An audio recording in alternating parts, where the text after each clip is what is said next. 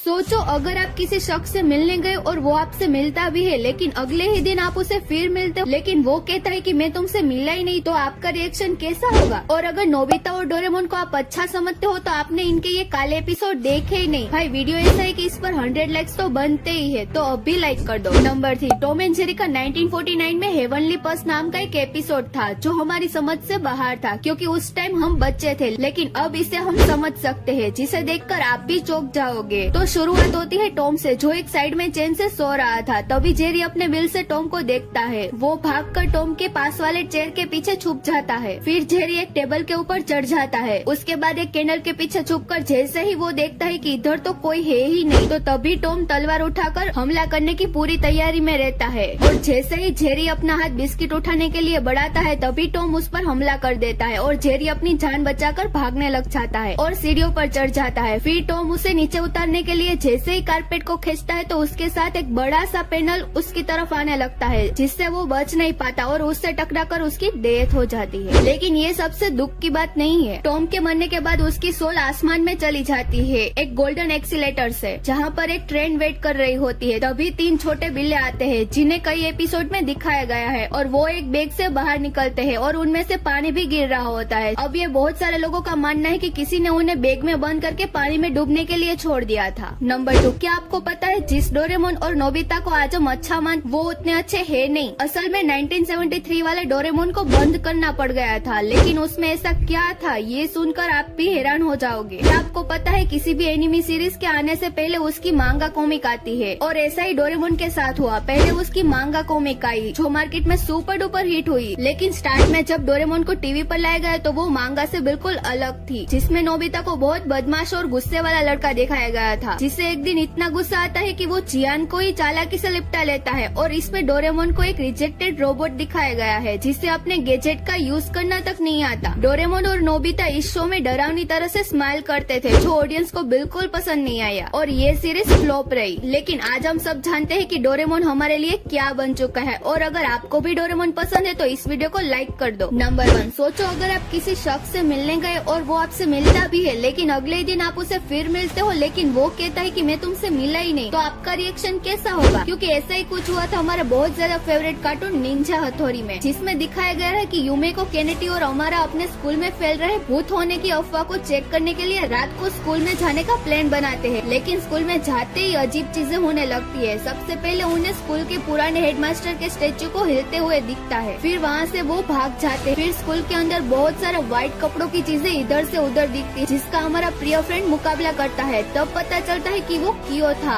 अमारा का पालतू बिल्ला। और ये सब अमारा और कियो कर रहे थे, लेकिन रियल मिस्ट्री तो अभी बाकी है। राज खुलने के बाद ये सब मिलकर यूमेको को डराने लगे, लेकिन फिर एक सीन में हथौड़ी को यूमेको की मिरर का रिफ्लेक्शन दिखता ही नहीं, जिसे देखकर वो शॉक हो जाता है। लेकिन इस पर वो ज्यादा ध्यान नहीं देता। जिसके बाद ये सब लोग मिलकर एक ग्रुप फोटो लेते हैं और वो अपने घर लौट जाते हैं। फिर सुबह जब केनेटी उस फोटो को देखता है तो उसके पैरों तले जमीन खिसक जाती है और वो भागते हुए अमारा के पास जाता है। तो पता चलता है कि उस ग्रुप में यूमेको गायब हो गई है। तभी इनके पास यूमेको माफी मांगते हुए कहती है, सॉरी कल मेरी रात में तबीयत खराब होने की वजह से मैं रात में नहीं आ पाई। जिसे सुनने के बाद सबकी आंखें फटी की फटी रह जाती है। वैसे आपने भी ये एपिसोड देखा है तो मुझे कमेंट में जरूर बताना, और वीडियो अच्छा लगे तो वीडियो को लाइक कर देना, चैनल को सब्सक्राइब करना मत भूलना। Thank you for watching.